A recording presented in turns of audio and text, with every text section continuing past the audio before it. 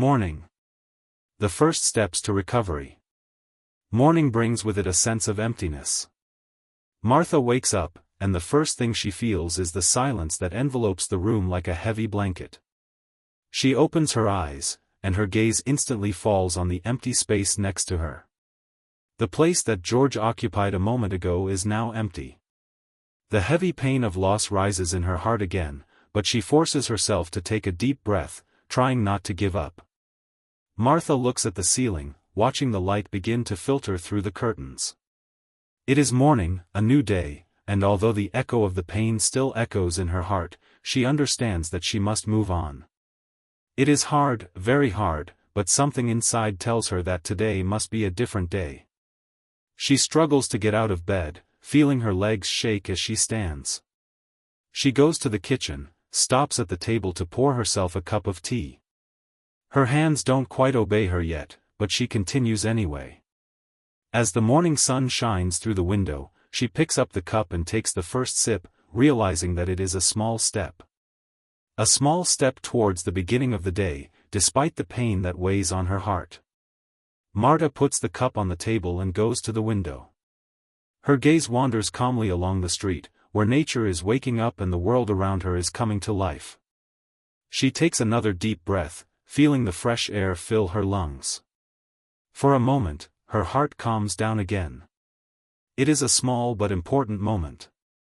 Today, there may not be much progress, but it is a first step. She understands that although the loss cannot be forgotten, she must find the strength to live on. And today she gives herself permission to take a small step forward. Marta returns to the room, feeling each movement become more decisive. She begins to decide what to do next. It is not a big victory, but for her it is something. One step at a time. Martha begins to find the strength to continue. She sees this moment as a beginning and wants to take the next small step.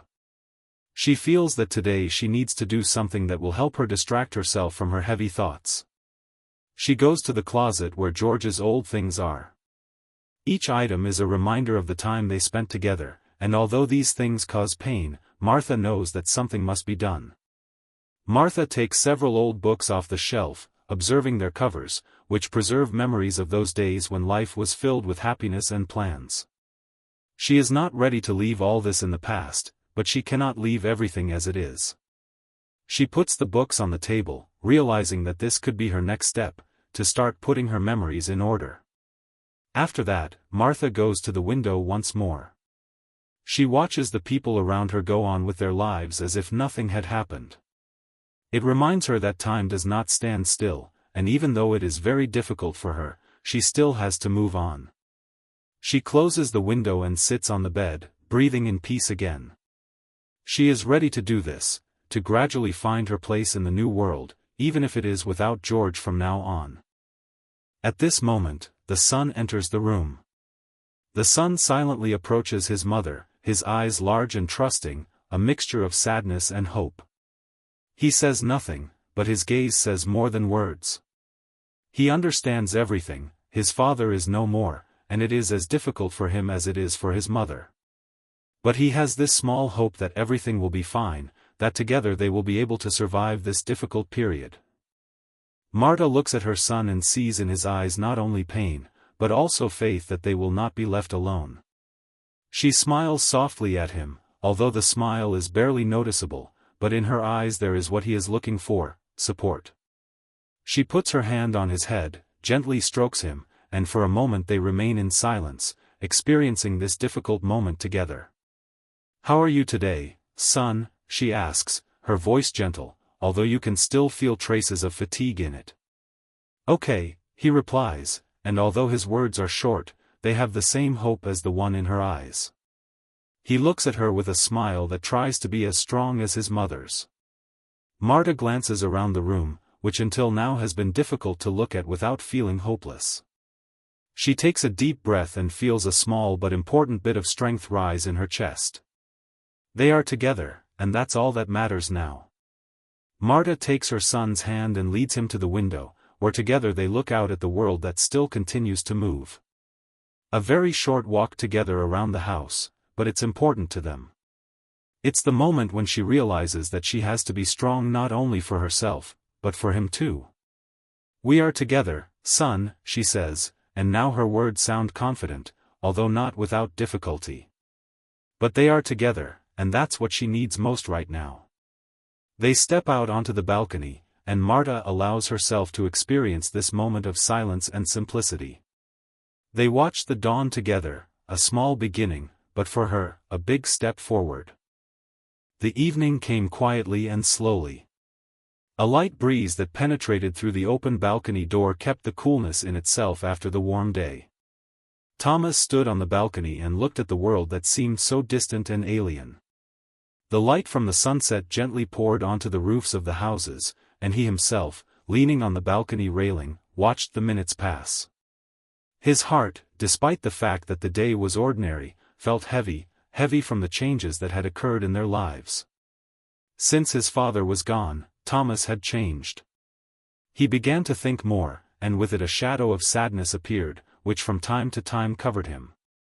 However, he tried not to show these feelings to his mother, because her pain was enough. All these days he had been quiet and focused, but now, standing on the balcony, Thomas felt that he was left alone with his thoughts too often. As he stood there, thinking, his gaze suddenly fell on his friends playing on the playground below. They were kicking a ball, running around, shouting and laughing, chatting as carefree as children could. Thomas recognized them immediately: Lucas, Henry, and Michael, his old friends, the ones he had played with before life changed. Lucas was waving at him from below, his smile wide and sincere. He saw Thomas on the balcony, and immediately called out, "Thomas! Hey, come play with us." Thomas looked at them, and his heart, which had been heavy just a few minutes ago, felt the first warm surge of emotion. He might not have been ready to return to his usual routine, but his friends were calling to him, and there was something in their voices that was impossible to ignore. They weren't worried about his loss, they weren't thinking about his pain. They just wanted to play and laugh, and that seemed to be exactly what he needed right now. The mother noticed her son standing on the balcony, looking at his friends. She quietly approached him, standing a few steps away, watching this moment. She knew that Thomas was immersed in his own world, but it was important to her to see how he recovered. From the very beginning after losing George, she had been afraid that her son would be left alone in his feelings, that he would not be able to return to a normal life. But now, seeing him looking at his friends, she felt a small hope. She knew that every step he took towards normality was not just progress for him, it was also for her. They had walked this path together, and now she needed to support him in every choice. "Mom, I'm leaving," Thomas said, noticing her gaze. His eyes were still sad, but they had that same sparkle that he used to have when he came back with his friends after long walks. He took a few steps, but suddenly stopped, as if hesitating.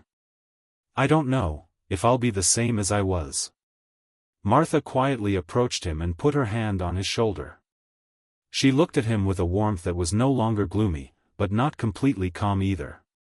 She understood that it was impossible to return to what was before, but you could move on, and that was what was important. "You go, son, if you want to.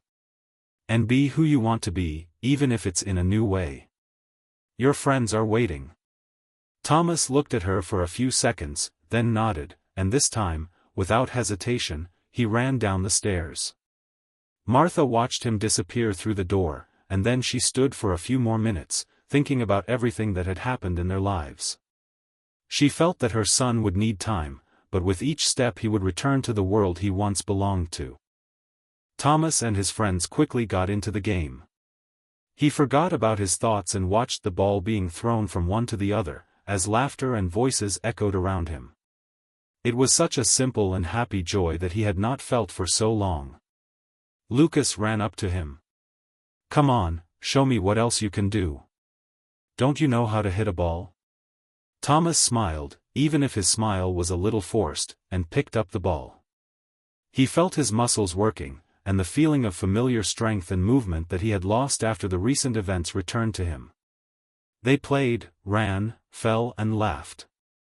And although Thomas could not forget everything that had happened in his life, for a few hours he found what he had long needed, the opportunity to feel part of the world again. As the sun began to set and darkness descended on the neighborhood, Thomas returned home. He was a little tired, but the smile on his face spoke louder than any words. He felt that even though the day had been hard, he had found a moment of joy. Martha met him on the doorstep, and she saw his eyes shining, not like they had before, but he was the same boy he had been before all this. She hugged him, and it was more than just a hug. It was a sign that they were together, and that even though their lives had changed, they hadn't lost each other. "How are you?" she asked. "Mom, I'm fine. We played. I can still be who I was." Martha smiled. She knew that this small step, this moment on the playground, was the beginning of something new. And although this whole process of recovery would be long and difficult, she believed that together they would find a way to a new reality. This was their new life, and although there was still a lot of pain, they could get through it together. "How are you?" Martha asked, trying to hide her emotion. Her voice was soft, but with an inner determination. "Mom, I'm fine. We played. I can be who I was," Thomas replied, his words sounding firm, but his eyes still held the bitterness of loss. Martha smiled. It was her small victory. She knew that this moment was the beginning of recovery. They hugged, and the hug wasn't just a physical act. It was more, a sign that they hadn't lost anyone, even if their lives had changed. This was their new beginning. Though difficult, they kept going, knowing the strength even in small steps.